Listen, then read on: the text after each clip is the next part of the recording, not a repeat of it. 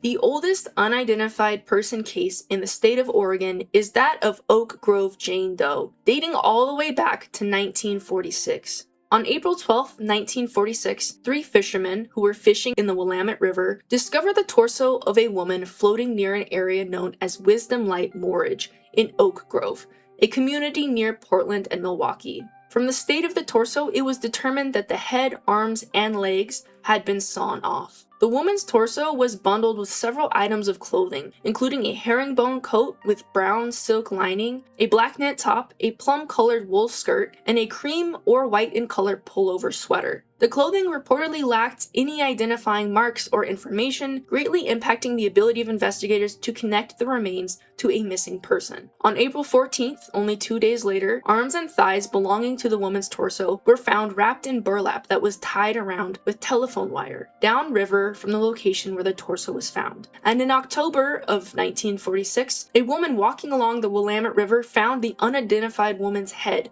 wrapped in newspaper and bound in wire. It appeared that the head had been anchored with window sash weights. These are iron weights that were used to create a counterbalance for a window sash. From the remains, investigators were able to determine the following. The woman's skull had been fractured, likely by a heavy object. The woman had long hair, brown and gray in color, which had been done up. The woman was between 30 and 50 years old and was small in stature, approximately 5 feet 2 inches tall to 5 feet 4 inches tall.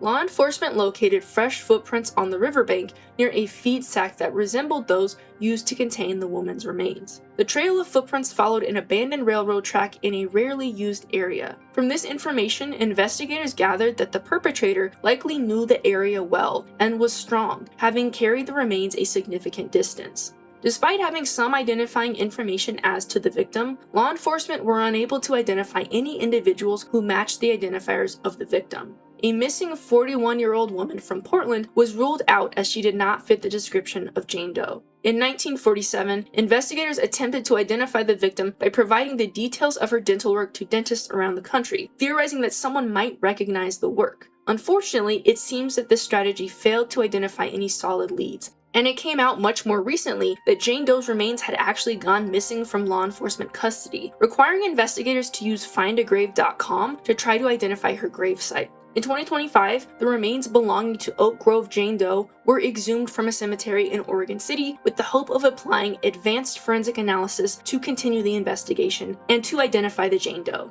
From what has been gathered thus far, Oak Grove Jane Doe's identifiers include: Jane Doe was an adult female, aged 30 to 50 years old. She was 5 feet 2 inches tall to 5 feet 4 inches tall and weighed 115 to 150 pounds. Jane Doe had graying brown hair and distinctive dental work. Her upper teeth were false and she had 8 lower teeth with fillings. With Jane Doe's remains were found the following items: curlers, pens, brown slacks, a dark blue sweater, long underclothing, black dress material, a top coat, feed sacks, which were described as being of burlap, a telephone cord, and a window sash weight.